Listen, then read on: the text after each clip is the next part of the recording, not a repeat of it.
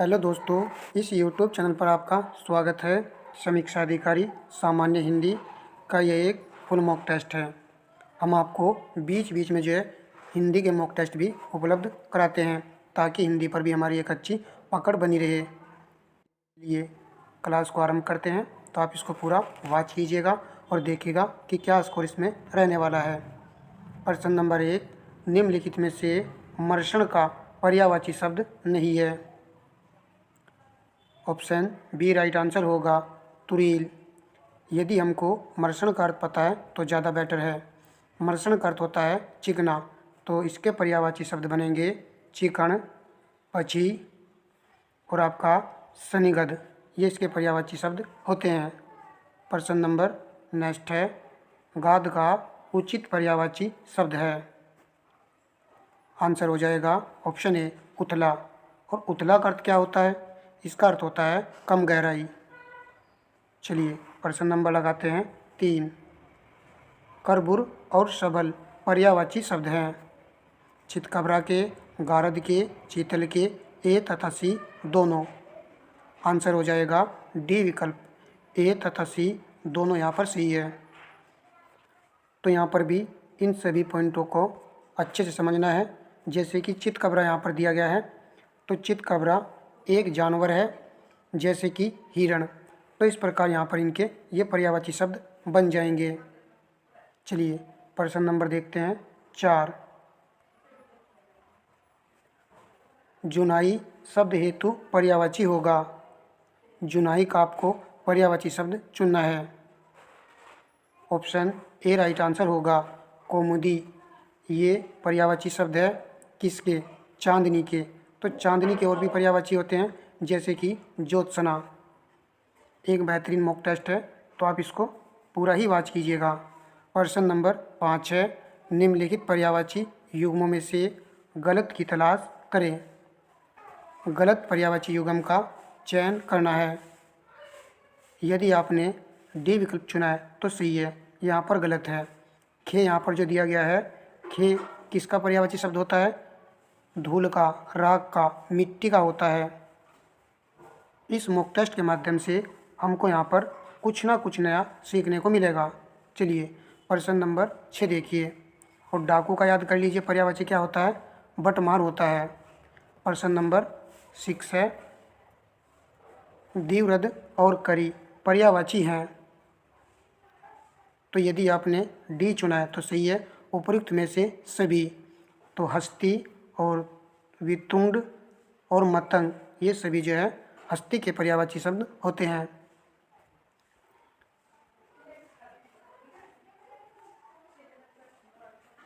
प्रश्न नंबर 7 है, शिव पर्याय नहीं है।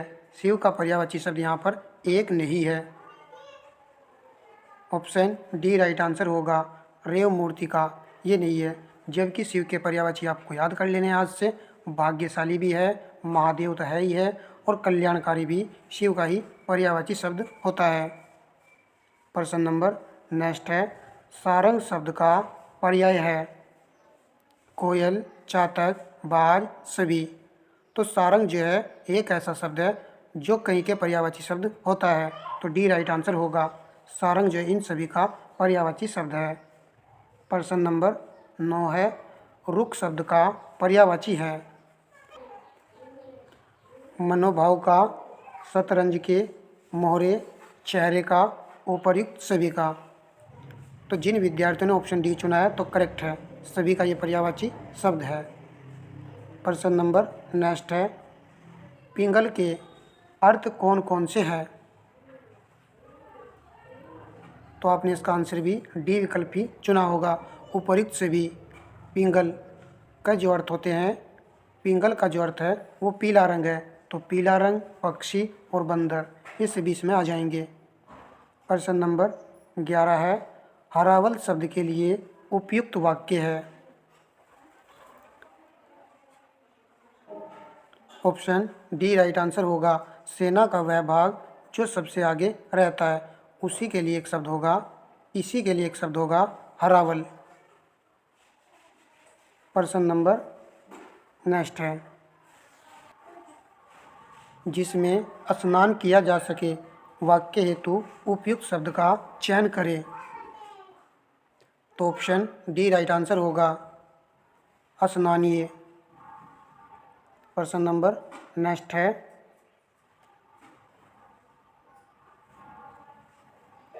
खली कढ़ाई में सान कर दिए जाने वाला चारा के लिए शब्द का चयन करें। भूसी, पशु आहार, गोग्रास, सानी। तो गांव की भाषा में क्या कहा जाता है इसको? सानी। ऑप्शन डी यहाँ पर सही आंसर होगा। प्रश्न नंबर नेक्स्ट है, चंद्रमास के कर्षण या शुक्ल का 7वां दिन। तो 7वें दिन के लिए क्या सप्तमी आएगा या फिर सप्तशती आएगा? यदि आपने सी चुना है तो बिल्कुल सही है, सप्तमी आएगा। प्रश्न नंबर 15 है, अलग अलग अवयव को एक में जोड़ना वाक्य होगा।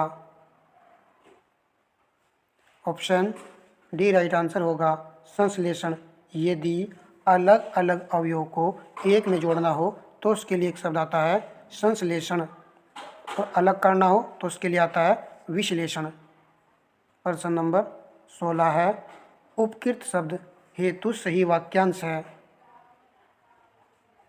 तो ऑप्शन सी राइट आंसर हो जाएगा, जिस पर उपकार किया गया हो, इसके लिए एक शब्द आएगा। प्रश्न नंबर नेक्स्ट है,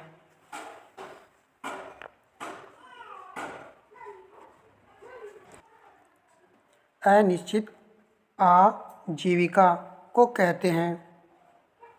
तो इसके लिए एक शब्द आएगा आकाश वृत्ति। ऑप्शन सी यहाँ पर सही आंसर होगा। प्रश्न नंबर 18 है, सनातन शब्द का उचित अर्थ है। ऑप्शन डी राइट आंसर हो जाएगा, जो अनेक युगों से चला आ रहा हो, उसके लिए एक शब्द होता है सनातन। प्रश्न नंबर 20 है, बहुत सी भाषाओं का ज्ञाता इस वाक्य हेतु एक शब्द है। इम्पोर्टेंट रहेगा, ध्यान से आंसर कीजिएगा। बहुभाषाविद आएगा या फिर बहुभाषी आएगा या फिर बहुभाषा भाषी आएगा? ऑप्शन सी राइट आंसर होगा, बहुभाषाविद। तो याद करना है, बहुत सी भाषाओं का ज्ञाता के लिए एक शब्द आएगा बहुभाषाविद। प्रश्न नंबर 20 है, स्वयं सेवक शब्द के लिए सही वाक्य का चयन करें। स्वयं सेवक शब्द के लिए ऑप्शन सी राइट आंसर होगा, अपनी इच्छा से दूसरों की सेवा करने वाला। प्रश्न नंबर नेक्स्ट है, निम्नलिखित में से कौन सी तद्भव तत्सम की जोड़ी सही नहीं है? यदि आपने ऑप्शन डी चुना है तो सही है, उगलना का तत्सम जो है उगदलन, इसका तत्सम बनेगा उगदलन, ये आएगा। प्रश्न नंबर नेक्स्ट देखिए, और यहाँ पर ये सही लिखा हुआ है, इमलिका अम्लिका होता है, और 81 को भी देख लीजिए, एकाशीति होता है। प्रश्न नंबर नेक्स्ट है, तद्भव तत्सम के सही युग्म का चयन करें।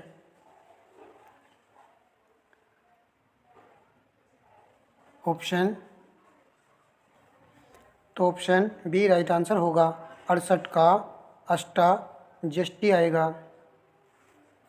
प्रश्न नंबर नेक्स्ट है, कर्षपटिका एक तत्सम शब्द है, इसके तद्भव की पहचान करें।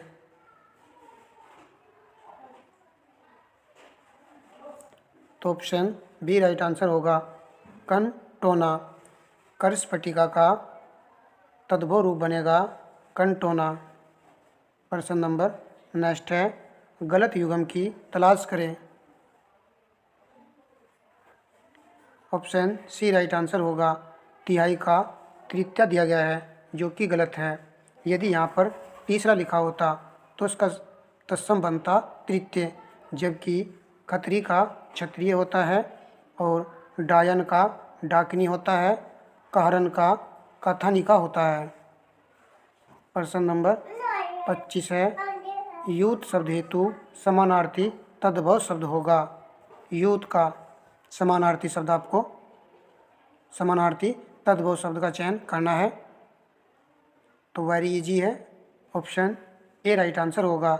जत्था, तो आप जानते होंगे कि जय हमारा तद्भव शब्द होता है और यह आपका तत्सम शब्द होता है।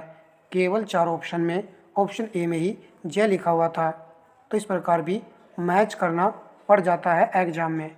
प्रश्न नंबर 26 है, शिव की महिमा शिव ही जाने, इस वाक्य में रेखांकित शब्द का तत्सम शब्द होगा। तो महिमा का तत्सम शब्द बनेगा ऑप्शन सी वाला, महात्म्य। प्रश्न नंबर नेक्स्ट है, सेम शब्द तद्भव स्वरूप है।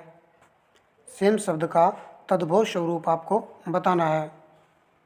आंसर हो जाएगा ऑप्शन सी, सिम्बका। प्रश्न नंबर 28 है, निम्नलिखित शब्दों में से कौन सा तद्भव नहीं है। तो यहाँ पर एक शब्द तद्भव नहीं है, अर्थात वह एक तत्सम शब्द है। तो ऑप्शन डी राइट आंसर होगा, द्वानुवती। प्रश्न नंबर नेक्स्ट है, निम्नलिखित शब्दों में से तद्भव शब्द की पहचान करें। तद्भव शब्द की पहचान करनी है। ऑप्शन सी चुनने वाले विद्यार्थियों का सही आंसर हो जाएगा, मजीठ। जबकि वर्ग स्पष्ट नज़र आ रहा है कि तत्सम शब्द है, वल्गा और आपका वर्कर ये तत्सम शब्द है। तो कुछ पहचान होती है तत्सम शब्दों की जिससे हमको पहचान कर लेनी पड़ती है। प्रश्न नंबर 30 है, निम्नलिखित में से त्रुटिपूर्ण तद्भव तत्सम युग्मों का चयन करें। आंसर होगा ऑप्शन डी, बढ़ई का बड़ा दिया गया है, जो कि ये वाला युग्म यहाँ पर गलत है। चलिए प्रश्न नंबर 31 लगाते हैं, अहेतुकी का शुद्ध रूप है। अहेतुकी का शुद्ध रूप कौन सा बनेगा।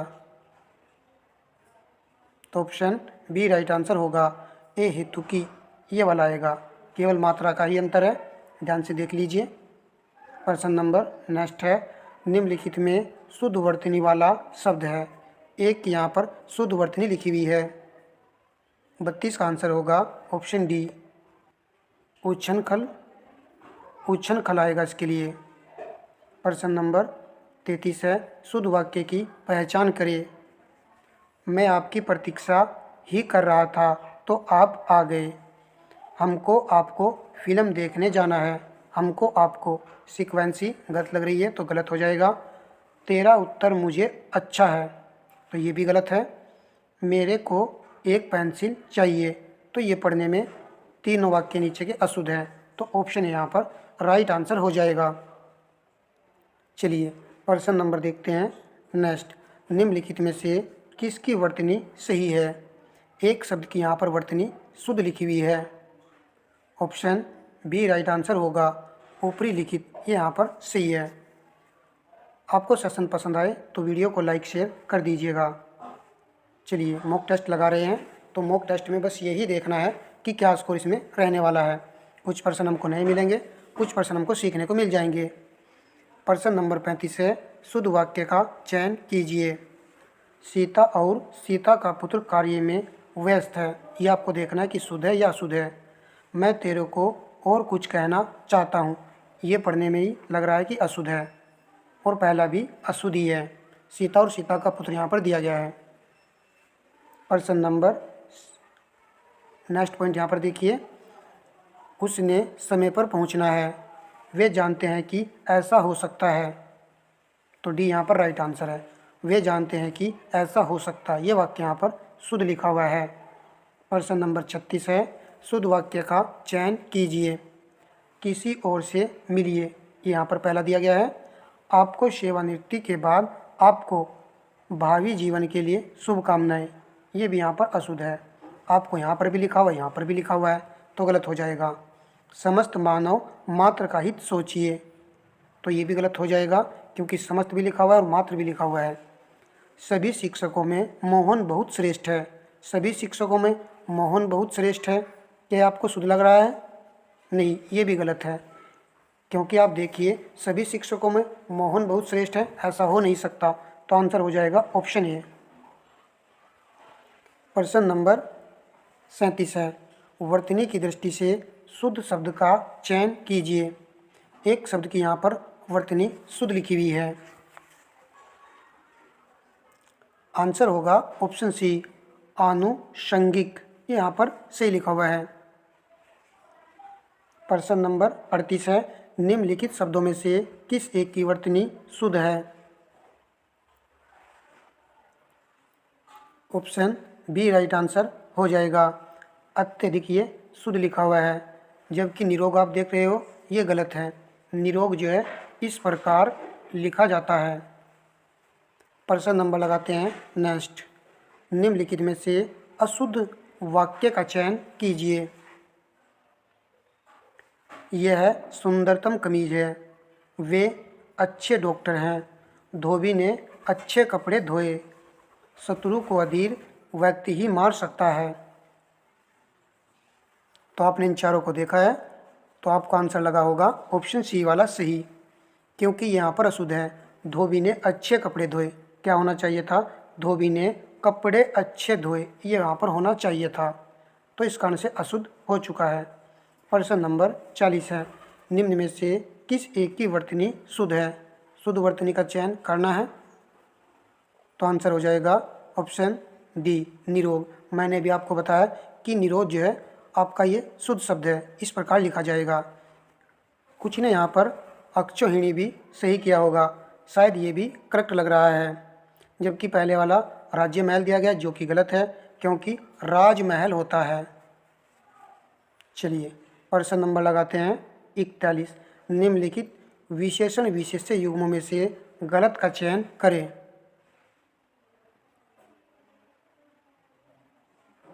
तो आंसर होगा ऑप्शन सी, रोमिल का रोमी दिया गया है, जो कि ये गलत है।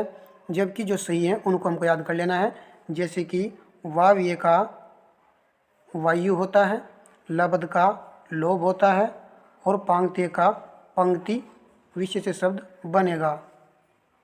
प्रश्न नंबर नेक्स्ट है, परथु शब्द व्याकरण विशेष्य है, इसका विशेषण रूप क्या होगा? परथु एक विशेष्य शब्द है, इसका विशेषण हमको चयन करना है। तो यदि आपने मैचुअल चुना है तो सही है, सी राइट आंसर होगा, परथुल। प्रश्न नंबर 43 है, प्राणद शब्द व्याकरण की दृष्टि से है, विशेष्य है, संज्ञा है, सर्वनाम है, या फिर विशेषण है? ऑप्शन डी राइट आंसर होगा, यह एक विशेषण शब्द है। प्रश्न नंबर 44 है, तीसरा शब्द में विशेषण है। तो डी राइट आंसर है, कर्मवाचक। पहला, दूसरा, तीसरा, ये सब कर्मवाचक विशेषण होते हैं। प्रश्न नंबर 45 है, जिस विकारी शब्द से संज्ञा की व्याप्ति मर्यादित होती है उसे कहा जाता है। ऑप्शन बी राइट आंसर होगा, विशेषण। प्रश्न नंबर 46 है, विशेष्य से पहले लगने वाले विशेषण काला, सफ़ेद, अच्छी, कौन सा विशेषण कहते हैं? विधेय विशेषण कहेंगे या फिर उद्देश्य विशेषण इसको कहा जाएगा? तो ऑप्शन बी राइट आंसर होगा, उद्देश्य विशेषण इसको कहा जाएगा। यदि काला और सफ़ेद बाद में लगे तो इसको विधेय विशेषण कहा जाता है। प्रश्न नंबर नेक्स्ट है, गलत युग्म का चयन करें विशेष्य विशेषण में। गलत युग्म का चयन करना है, तो ए यहाँ पर राइट आंसर होगा, क्षेत्र दिया गया है, जो कि गलत है।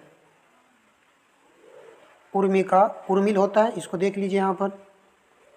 प्रश्न नंबर 48 है, विशेष्य विशेषण युग्मों में से गलत का चुनाव करें। तो ऑप्शन सी राइट आंसर होगा, विशेष्य विशेषण कहा है, तो पहले वाला जो लिखा हुआ है ना, ये आपका विशेषण नहीं होता है, बुजुर्ग आपका विशेषण शब्द होता है। ठीक है भाई, तो इस प्रकार ये गलत हो चुका है। जबकि संश्लेष का संश्लिष्ट होता है, परवचना का परवचित होता है, और फेन का फेनिल विशेषण शब्द बनेगा। प्रश्न नंबर लगाएंगे 49। गीला किस प्रकार का विशेषण है? तो ये आपका गुणवाचक विशेषण है, बी राइट आंसर होगा। प्रश्न नंबर 50 है, किस वाक्य में विशेषण का प्रयोग हुआ है? आप आंसर चुनिए। ऑप्शन सी राइट आंसर होगा। मंगू का लड्डू मुझे पसंद है, इसमें विशेषण का प्रयोग हुआ है। प्रश्न नंबर 51 है, उक्त शब्द का विलोम है। तो ऑप्शन ए चुनने वालों का राइट होगा, अनयुक्त। प्रश्न नंबर 52 है, उन्मीलन शब्द का विलोम है। तो ऑप्शन बी राइट आंसर होगा, निमीलन, ये बनेगा इसका विलोम शब्द। प्रश्न नंबर नेक्स्ट है, उत्कर्ष शब्द का विलोम है। ऑप्शन सी राइट आंसर है, अपकर्ष। प्रश्न नंबर नेक्स्ट देखिए, निम्नलिखित में समापन शब्द का विलोम है। ऑप्शन सी राइट आंसर बन जाएगा, उद्घाटन। समापन का विलोम शब्द होता है उद्घाटन।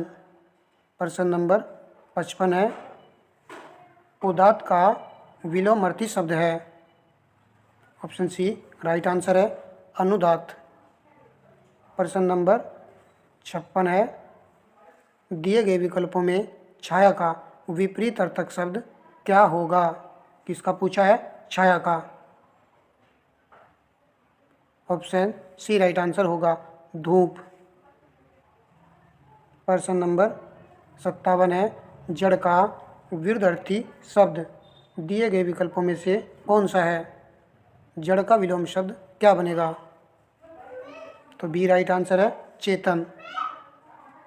प्रश्न नंबर 58 है, तामसिक का विलोम क्या होगा? ऑप्शन ए राइट आंसर है, सात्विक। प्रश्न नंबर नेक्स्ट है, निम्नलिखित में से कौन सा शब्द तिक्त का विलोम शब्द है? ऑप्शन बी राइट आंसर है, मीठा। तो मीठा का विलोम शब्द जो होता है वो तिक्त होता है, यानी कड़वा।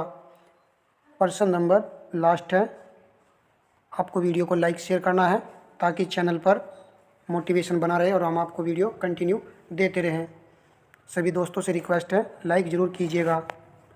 प्रश्न नंबर 60 है, तिरस्कार शब्द का विपरीत अर्थक शब्द है। तो ऑप्शन बी राइट आंसर होगा, सम्मान। तिरस्कार का विलोम शब्द सम्मान बनेगा। तो 60 प्रश्न हमने किए हैं। तो क्या स्कोर रहा है आप कमेंट बॉक्स में बता सकते हो। हिंदी हम आपको बीच बीच में उपलब्ध कराते हैं ताकि एक अच्छी पकड़ हमारी हिंदी पर बनी रहे। तो इस वीडियो को अपने दोस्तों में शेयर कर दीजिएगा। धन्यवाद दोस्तों।